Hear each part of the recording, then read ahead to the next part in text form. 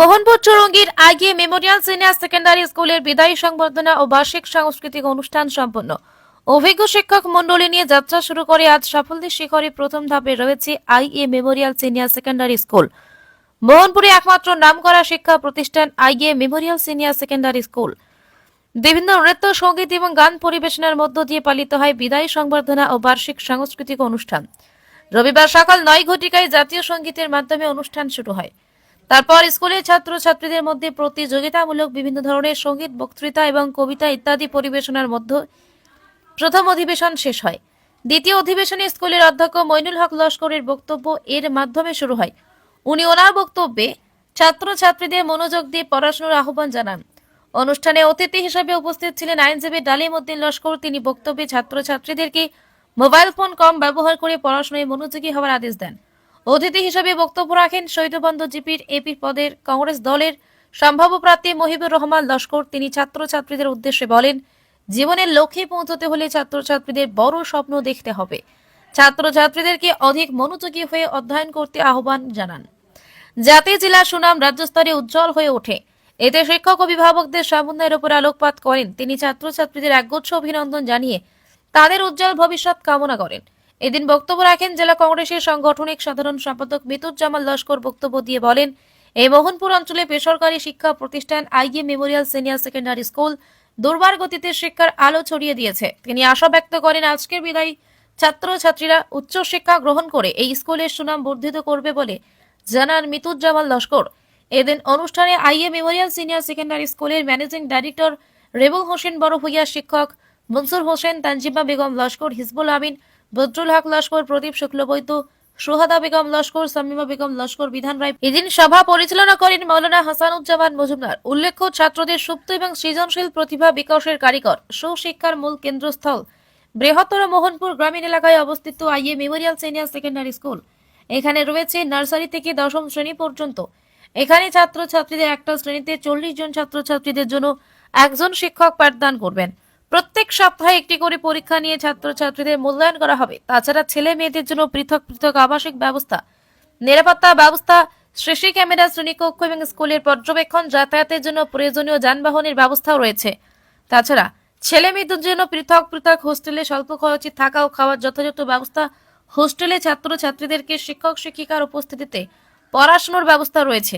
স্বল্প খরচে আধুনিক পরিবেশন, উচ্চশিক্ষায় শিক্ষিত শিক্ষক দ্বারা সুশিক্ষা গ্রহণে আগ্রহী অভিভাবকদেরকে তাদের সন্তানদের সুন্দর ভবিষ্যৎ গঠনের লক্ষ্যে সিনিয়র সেকেন্ডারি স্কুলের সদরে আমন্ত্রণ জানানো হচ্ছে।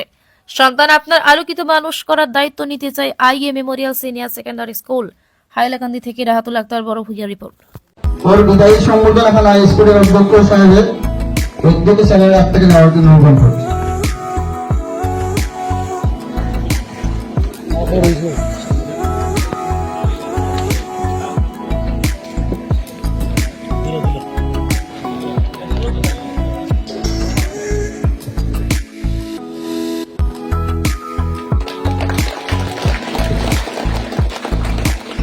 ধন্যবাদ।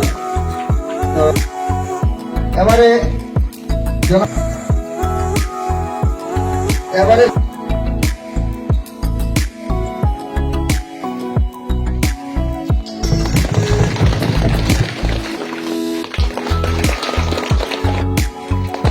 তানজিমা মমতাজ সামিনা বেগম লস্কর,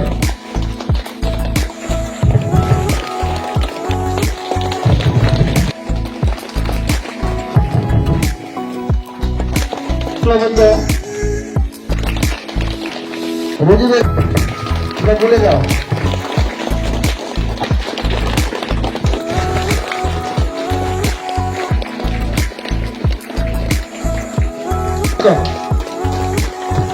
সেভেন ইয়াসিন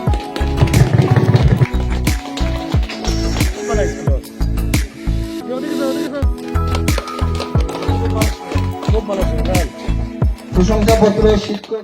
আজকে আমাদের এখানে অ্যানুয়াল প্রোগ্রাম এবং 10ম শ্রেণীর বিদায়ী ছাত্রছাত্রী তাদের বিদায়ের ফেয়ারওয়েল প্রোগ্রাম আজকে। কতজন যে আপনারা 33 জন ছাত্র। এই স্কুলের পরীক্ষাটা নিয়ে আপনি যারা ছাত্রছাত্রী বিফল হই বা তাদের নতুন যারা অ্যাডমিশন নেব আমার এখানে উন্নত ধরনের ফেসিলিটি আছে বা ভালো ভালো টিচার আছে। আর গ্রামাঞ্চলে যে দুর্বল এরিয়া আমার এখানে ভালো ভালো ফেসিলিটি আমি এখানে দিতে পারবো। কারণ কম করেছে আমাদের এখানেও ছাত্ররা পড়ার ব্যবস্থা করেছি। এবং এই গত বছর আমি হোস্টেল চালু করলাম ক্লাস 6 থেকে, এই বছর আমি ক্লাস 3 থেকে হোস্টেল চালু করেছি। আর এত কম করেছে, মাত্র 5,000 টাকা মান্থলি, এক্সট্রা কোনো টিউশন নেই না, হানি রোয়া সব কিছু আমার পয়সা থেকে স্টুডেন্টের যাতায়াতের জন্য ব্যবস্থা আছে। গাড়ি ব্যবস্থা আছে আমাদের। আপনাদের এখানে গত বছর রেজাল্ট আমাদের খোলা হয়েছে, গত বছর তো 100% রেজাল্ট হয়েছে আমাদের, বহুত ভালো রেজাল্ট হয়েছে। তো ইনশাল্লাহ এই বছরও আমি আশা করছি গত বছর তুলনায় আরও ভালো রেজাল্ট হবে। আপনাদের এখানে যদি অ্যাডমিশন হয় তাদের জন্য বিশেষ কী ফেসিলিটি আছে? বিশেষ ফেসিলিটি দুর্বল কোনো যদি গার্জিয়ান বাচ্চারা থাকে তাহলে আমি 50% টিউশন ফিস দিয়ে আমি বাচ্চাদেরকে পড়াবো। আর শুধু গাড়ি ভাড়াটা পুরা দিতে হবে, আর টিউশন ফিসটা 50% দিয়ে, যদি দুর্বল আর ভালো যদি কোনো স্টুডেন্ট হয় তাহলে শুধুমাত্র গাড়ি ভাড়া দিয়ে আমার এখানে পুরো ফ্রি অফ কস্টে আমার পুরা ক্লাস 1 to 10 পর্যন্ত ব্যবস্থা, ভালো স্টুডেন্ট হলে আমি এরকম ব্যবস্থা করে রেখেছি। হোস্টেলে যারা স্টুডেন্ট থাকবে তাদের জন্য কী কী ফেসিলিটি থাকবে? হোস্টেলের স্টুডেন্টের জন্য হোস্টেলের স্টুডেন্টের ফেসিলিটি আবার তাদের ফেসিলিটিটা তাদের ফেসিলিটি কী কী থাকবে হোস্টেলে যেরকম থাকে? হোস্টেলে তো ভালো ফেসিলিটি আছে। ছাত্রদের পড়ার ব্যাপারে দেখো আমাদের এখানে ছাত্র যারা থাকে 4টার সময় সকালে ঘুম থেকে উঠে তারপরে মসজিদে নামাজ দিতে হয়, তারপরে সকালে মসজিদে পড়ার ব্যবস্থাও আছে। তারপরে সকাল 5টা থেকে আমার স্যার একজন টিউটার আছেন, তাই আর রাত্রে টিউটার আলাদা আলাদা টিউটার রাখা আছে, সায়েন্স ম্যাথস ইংলিশ সব বিভাগের টিচার আলাদা রাখা আছে আমাদের এখানে। আর উন্নত ফেসিলিটি আমি কিছু বলবো না, আমাদের বাচ্চা যারা হোস্টেলে থাকে তাদেরকে আপনি জিজ্ঞেস করলে বলতে পারবেন, তাদের কাছ থেকে আপনি শুনে নেন কীরকম এই হোস্টেলে ফেসিলিটি আছে, আপনি বাচ্চাদের কাছ থেকে আপনি জেনে নিতে পারবেন। ছাত্রছাত্রীদের উদ্দেশ্যে 2025-এর সেশনে আপনি তাদের উদ্দেশ্যে কী বলেন অ্যাডমিশনের ব্যাপারে? আমাদের অ্যাডমিশনের ব্যাপারে যারা আমাদের অ্যাডমিশন নিতে ইচ্ছুক তারা আমার সঙ্গে অ্যাডমিশন টেস্ট আমরা এপ্রিল থেকে আমাদের নতুন সেশন আরম্ভ হবে। আর এপ্রিলের আগে আমাদের অ্যাডমিশন টেস্ট পরীক্ষা নিয়ে, এই বছর আমরা বিনা অ্যাডমিশন টেস্টে আমরা বাচ্চাদের নিব না, কারণ এটা ওতে অনেক দুর্বল ছাত্র, তারা ফাউন্ডেশন বেস নেই, তাদের পড়াতে অনেক কষ্ট হয়ে যায়। তাই এই বছর থেকে আমরা অ্যাডমিশন টেস্ট নিয়ে বাচ্চাদেরকে অ্যাডমিশন দেবো। শুধুমাত্র ক্লাস 1-এর অ্যাডমিশন টেস্ট লাগবে না, কিন্তু বাদবাকি ক্লাস 2 থেকে অ্যাডমিশন টেস্ট দিয়ে আমাদের এখানে অ্যাডমিশন নিতে হবে। আমি কই যদি আমরা আলগাপুরের মধ্যে চিন্তা করি বা দেখি যতটুকু স্কুল আছে সব স্কুল ভালো চলে, ঠিক আছে, কিন্তু আলগাপুরের মধ্যে একমাত্র আইএম মেমোরিয়াল সিনিয়র সেকেন্ডারি স্কুলে হোস্টেল ফ্যাসিলিটি দেওয়া হয়েছে। আর এখানেও যে আমরা অ্যাডমিশন এবার ব্যাপারে আমি হোস্টেলের একটা কথা পরে কই, আর অ্যাডমিশনের ব্যাপারে আমরা এখানে অনেক স্টুডেন্ট হয়ে যায়, প্রত্যেক বছরও হয়। তো দেখা গেছে অনেক অ্যাডমিশন দেওয়া লাগে আর গার্জিয়ানের ফোর্সে দেওয়া লাগে, দেওয়ার পরে এত বেজ মানে উইক থাকে কিছু স্টুডেন্টর, তারা দেওয়ার পরে অনেক কষ্ট করতে হয়। তো যাই হোক, তো এগুলো আমরা করমু, টিচার দ্বারা এরা কষ্ট করিয়াও তো স্টুডেন্ট বড় করে, কিন্তু এবার বেশি স্টুডেন্ট হওয়ার কারণে আমরা একটা টেস্ট লইম, যে টেস্টে একবারে ক্লাস 8 পর্যন্ত অ্যাডমিশন টেস্ট এগুলো লইয়া তারা যে পাস করে তারা চান্স দেবো। আর উইক যারা স্টুডেন্ট আছে, মানে আর্থিক দিক দিয়ে দুর্বল যারা আছে, তারা লাগিয়ে স্যারে কইছেন যে 50% তারা ছাড় দেবো। এবং বাস ফেসিলিটি আমরা স্কুলে আছে, সকল দিকে আছে, এদিকে মনপুর হোক, আপনার এদিকে কিতা স্যার নারায়ণপুর, তিমুকা, তো একবারে আলগাপুর থেকে যদি কোনো স্টুডেন্ট চাইতেও পাইতে পারবো। হোস্টেল ফ্যাসিলিটি সম্বন্ধে আমরা কইমু, ঠিক আছে, আমরা স্টুডেন্টও কইবা তারা কতটুকু এখান থেকে ফ্যাসিলিটি পার, কতটুকু বেনিফিটস ওর। বিশেষ করে দেখা যায় গ্রাম অঞ্চলের স্কুলে হ্যাঁ, শহরাঞ্চলের তুলনায় দেখো, হ্যাঁ শহরাঞ্চলও দেখো সব প্রায় প্রত্যেকটা স্কুলে হোস্টেল ফ্যাসিলিটি আছে। তো মানে শহরাঞ্চলে যারা স্টুডেন্টের পাঠদান করে তারাও কিন্তু আর্থিক দিক দিয়ে অনেক উন্নত ফ্যামিলির আর কি। তো আমরা এখান যেহেতু গ্রাম্য অঞ্চল, রুরাল এরিয়া, এখানোর যে আমার এমডি রিবুল স্যারে যে school of hostel facility, boys hostel facility রাখছেন, আমি মনে করি অনেক সুবিধা হইব আর এই এলাকার লাগিয়া। তো এটা এলাকার স্টুডেন্ট যারা আছে আর কি, তারা গ্রাম্য ফ্যামিলির মা বাপ কিছু অশিক্ষিত থাকার কারণে তারার প্রতি ইয়ে করতে পারি না, মানে চাপ নেই না বা তারাও মানে না।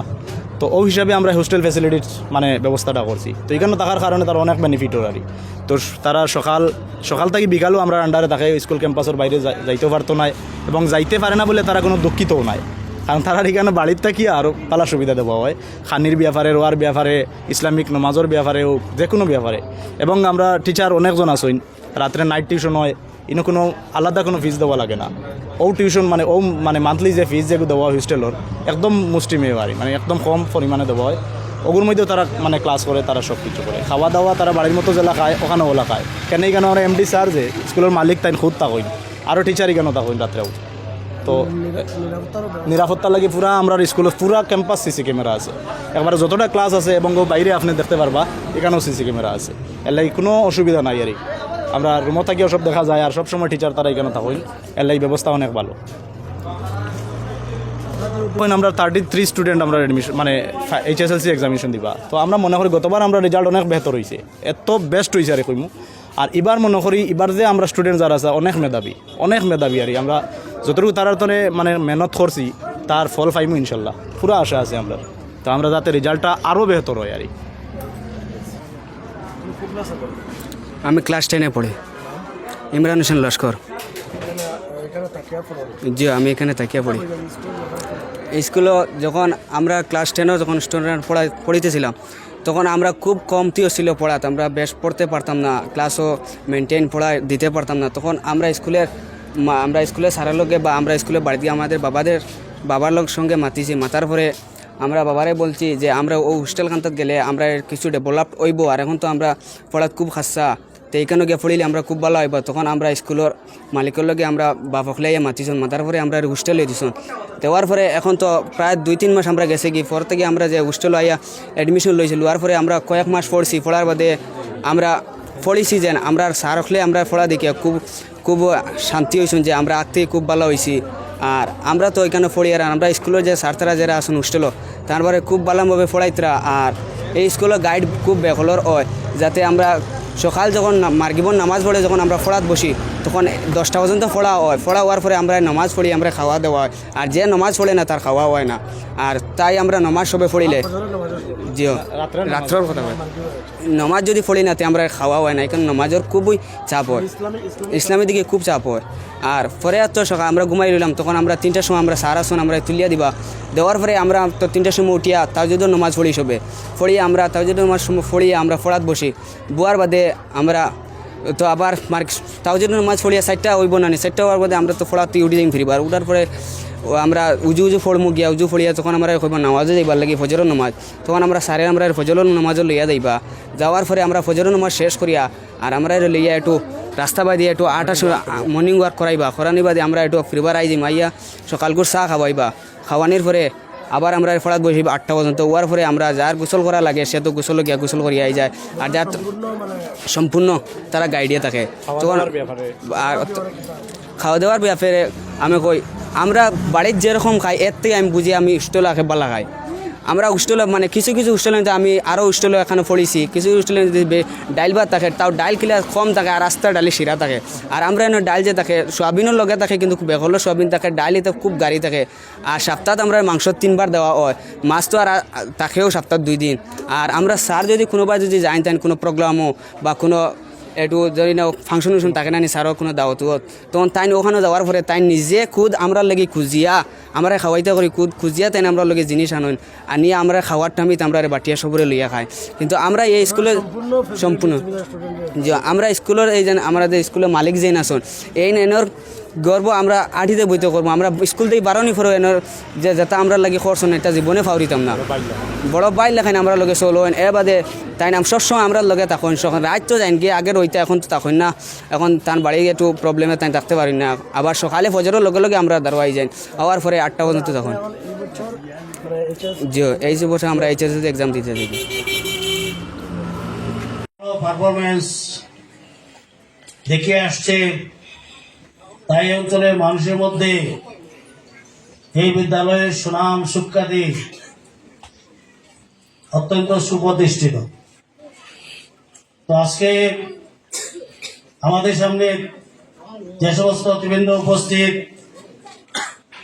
আমি ওনাদের কাছে বিশেষ অনুরোধ রাখবো আমার এই বিদ্যালয়ের শিক্ষক শিক্ষিতবৃন্দ, আমার এখানে পাঠরত ছাত্রছাত্রীবৃন্দ, ওদেরকে তাদের কর্মে কাজে উৎসাহিত করে তারা যাতে পড়াশোনার ক্ষেত্রে আরো ভর্তি হতে পারে, আরো মনোযোগী হতে পারে। এখানকার শিক্ষক শিক্ষক যারা তারা যেন ছাত্রছাত্রীদের জন্য আরো নিবেদিত হতে পারেন, সেটা লক্ষ্য করে তাদেরকে উজ্জীবিত করার জন্য আপনারা আপনাদের বক্তব্য দেওয়ার চেষ্টা করবেন।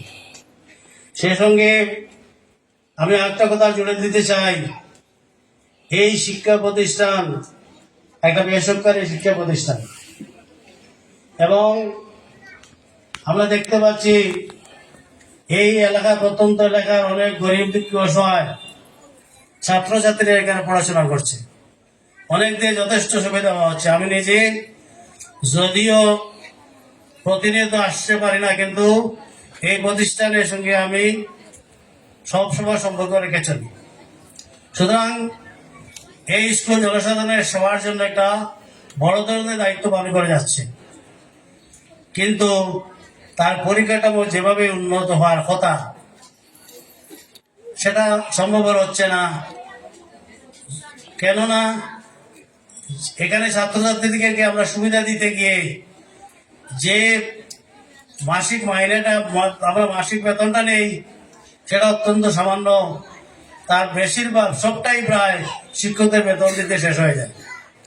সুতরাং আমরা আমাদের কাছে বিভিন্ন সময়ে যে সমস্ত জনপ্রতিনিধি উপস্থিত হয়েছেন ওনাদের কাছে আমরা সবসময় একটা আবেদন রেখেছি যে আপনারা যদি একটু করে স্কুলের বিল্ডিং নির্মাণের জন্য সাহায্য করেন, পরিকাঠামো উন্নয়নের জন্য সাহায্য করেন, তাহলে আমরা একটা আদর্শ প্রতিষ্ঠান গড়ে তুলতে সক্ষম হব। সুতরাং এই আবেদন রেখে এবং অনুষ্ঠানের এই কার্যক্রম সেটা আমার পক্ষে পরিচালনা করার জন্য আমি জনাব হাসানুজ্জামান কর্মী সাহেব অনুরোধ জানিয়ে আমার বক্তব্য। উপস্থিত সম্মানিত সভাপতি সাহেব, আজকের তো আমাদের এই সভাতে উপস্থিত আমার সম্মানীয় এই স্কুলের শিক্ষক এবং শিক্ষিকাগণ, উপস্থিত আমাদের হাইলাকান্দি জেলা কংগ্রেসের লিগ্যাল সেলের চেয়ারম্যান অ্যাডভোকেট ডালিমউদ্দিন লস্কর মহাশয় এবং আমাদের হাসানুজ্জামান এবং আমার আরো একজন, আমি সবার নাম বলতে পারছি না, এবং সম্মুখে বসা আমার অতি প্রিয় এবং অতি সম্মানের ছাত্রছাত্রীগণ এবং অভিভাবকগণ। তো আজকে আপনাদের এই স্কুলে আমি প্রথম এসেছি। আমি হাইলাকান্দি জেলা কংগ্রেসের সাংগঠনিক সাধারণ সম্পাদক হিসাবে বিভিন্ন জায়গায় গিয়েছি। 26শে জানুয়ারি আসলে আমাদের নিমন্ত্রণ আসে, তারপরে 15ই আগস্ট আসলে আমাদের নিমন্ত্রণ আসে। তো সুতরাং আজকে আমি এই স্কুলে প্রথম এসেছি।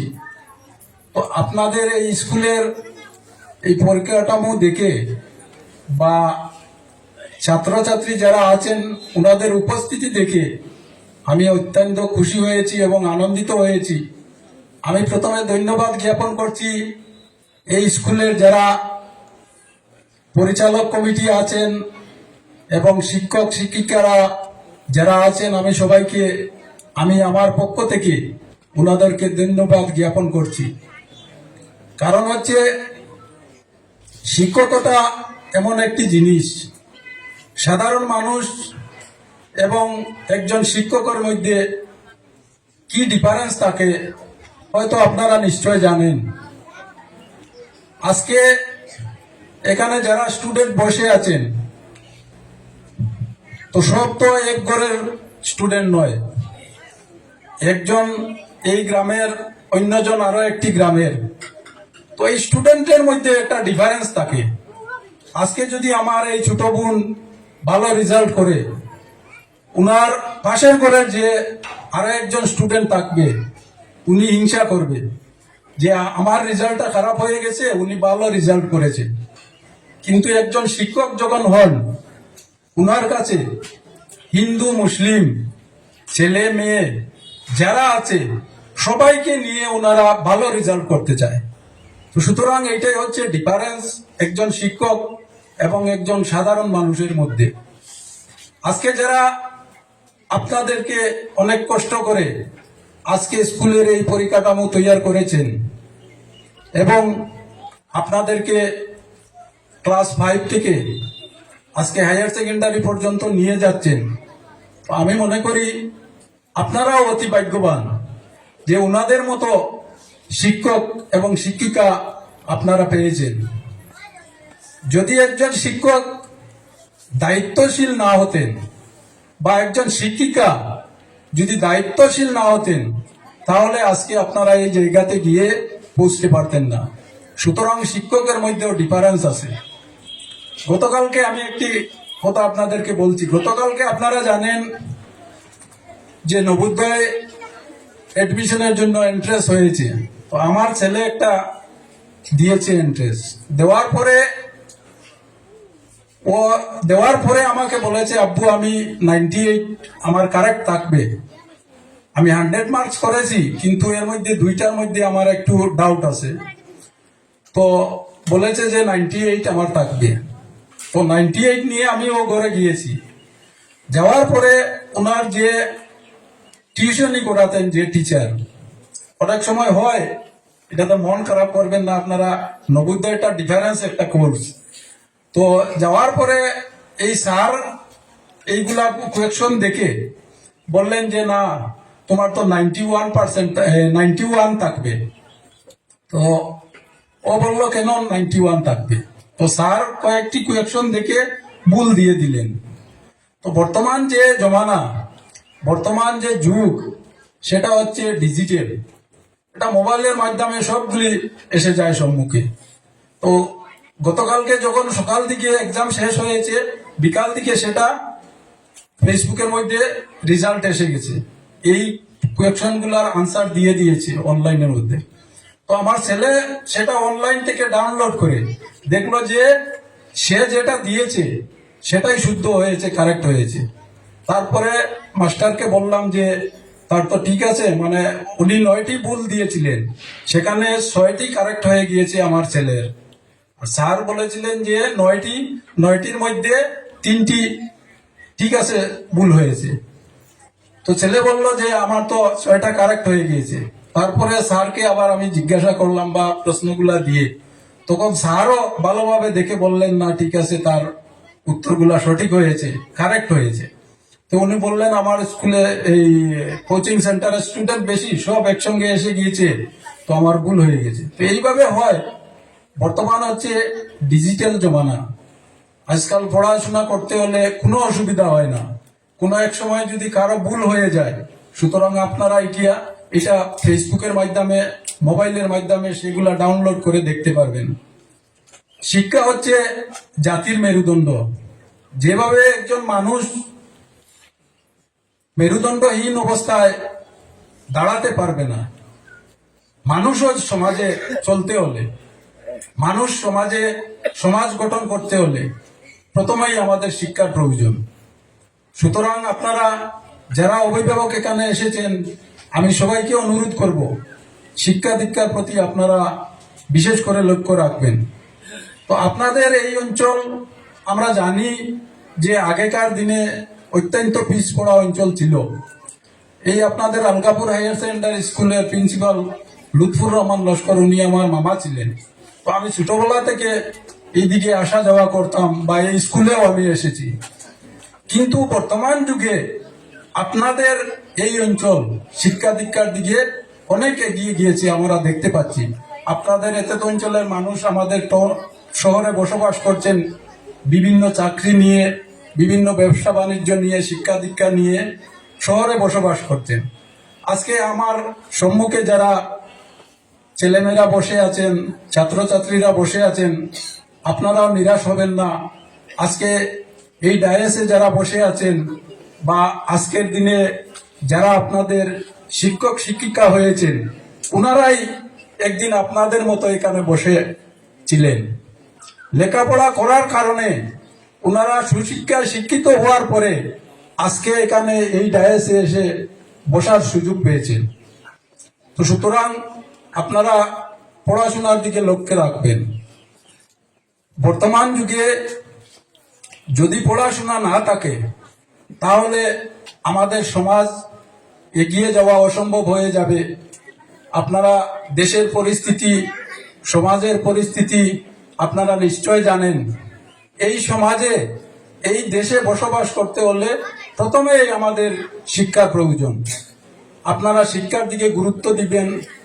একটি শিশুকে যদি আপনি একটা খেলনা না দেন, তাহলে হয়তো 1 ঘন্টা কাঁদবে, কিন্তু একটা বাচ্চাকে যদি আপনার সুশিক্ষায় শিক্ষিত করতে না পারেন, তাহলে চিরজীবন কাঁদতে হবে। সেটা অভিভাবক যারা এখানে উপস্থিত হয়েছেন, আপনারাও লক্ষ্য রাখবেন।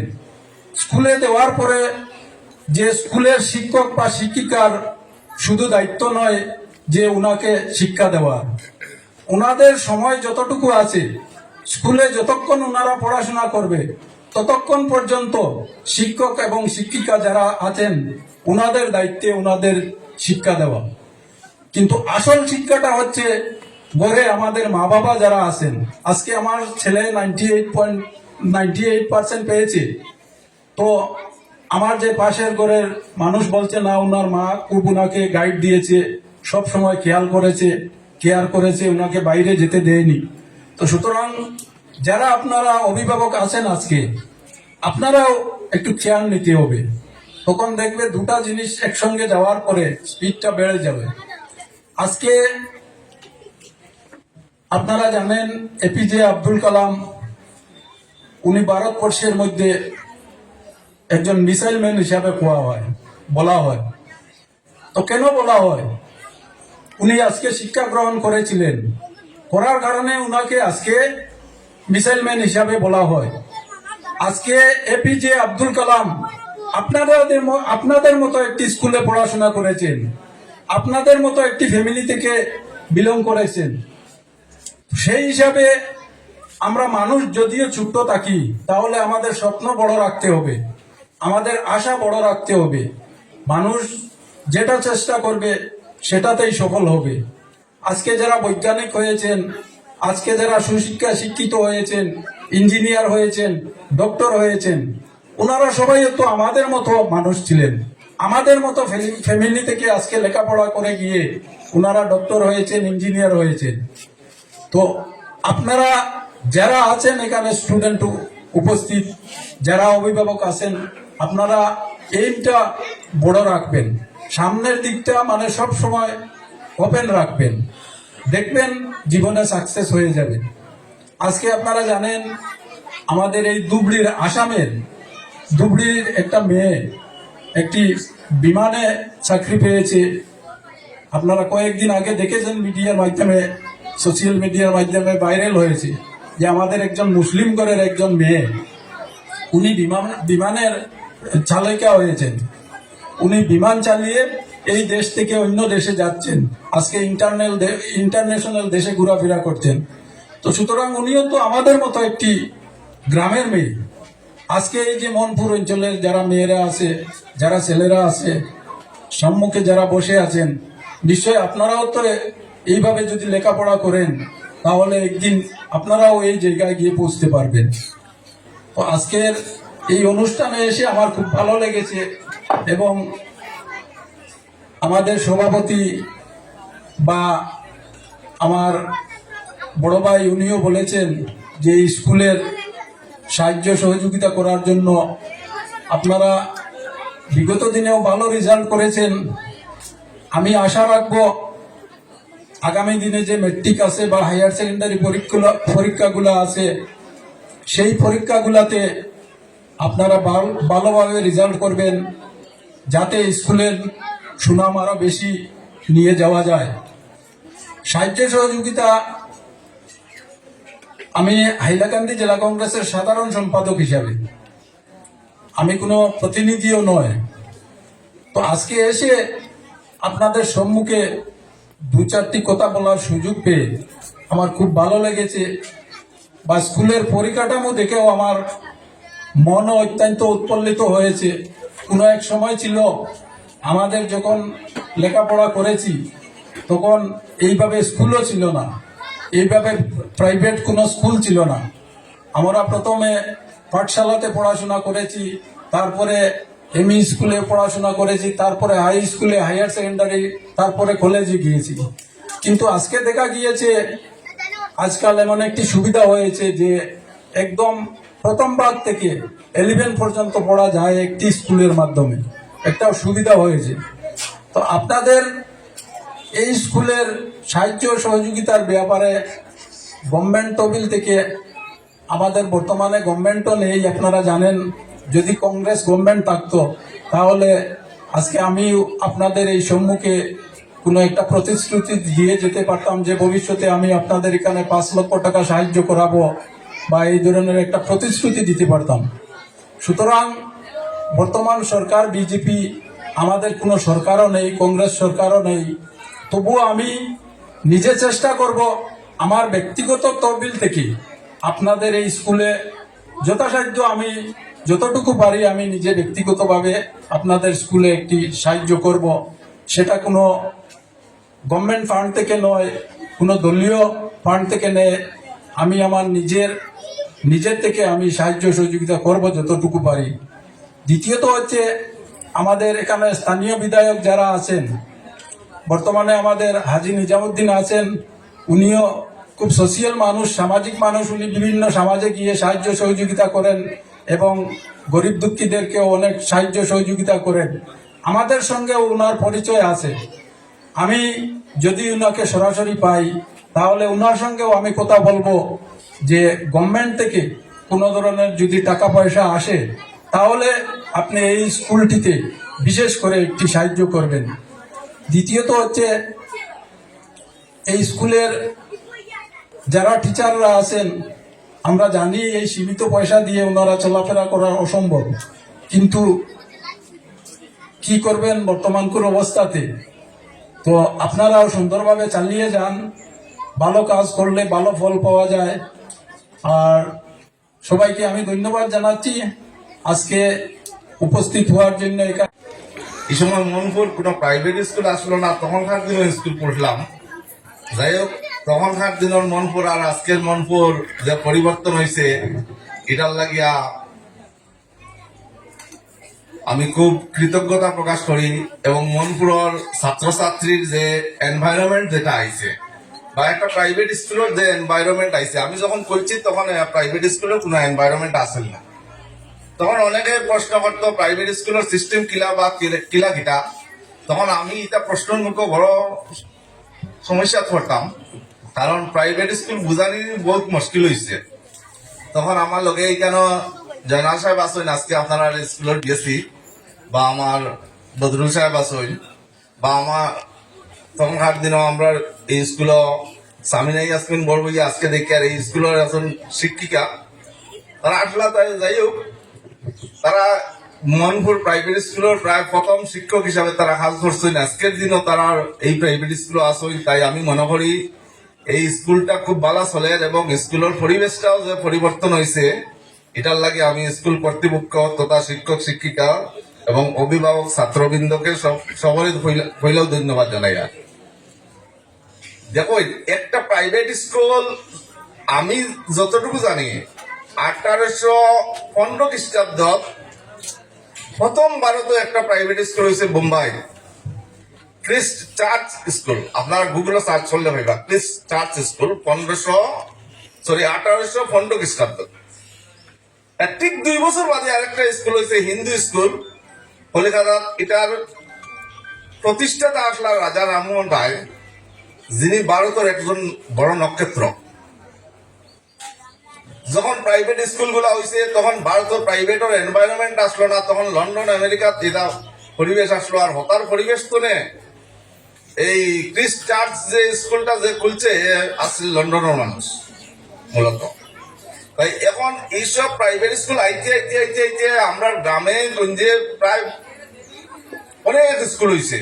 আর এই স্কুলগুলা ওয়াই লোকাল এরিয়ার মানুষের অনেক সুযোগ সুবিধা হয়েছে। এক সময় মনপুরের মানুষ আলগাপুর বা হাইলাকান্দি গিয়া পড়াশোনা করতা, আজকেও মনপুরের মানুষ আলগাপুর বা হাইলাকান্দি বা শিলচর মুখা যাইতে লাগে না। তাই লোকালের স্কুল আছে, তাই লোকালের শিক্ষা যেটা চলে, আপনি সুদূর কলিকাতাত গেলেও এই শিক্ষা পাইবা।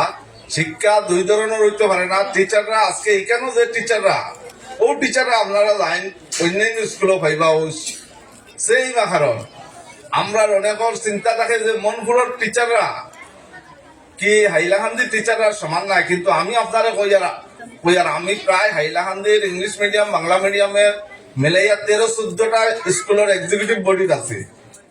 হাইলাকান্দির টাউনের 13-14টা স্কুলের এক্সিকিউটিভ বডিত আছে। তাই এক্সিকিউটিভ বডি দেখা অবস্থায় আমি যেটা দেখি আর স্কুলের ভিতর হামাইলে যে পরিবেশটা এর চাইতে হয়তো আমি টাউনের স্কুল করে আপনারা স্কুলে প্রাধান্য দিই। আর কারণ এখানের শিক্ষকরা যে হারে টিচিং করেন আর শিক্ষকরা যে কম পয়সা পাইয়া যে হারে টিচিং করে সব জায়গাতে, এই টিচিংটা আপনারা গার্জিয়ানরা একটু মূল্যায়ন করবা। আর একটা স্কুল গড়িয়া উঠে কোন সময়, একটা স্কুল গড়ে সাধারণ গড়িয়া উঠে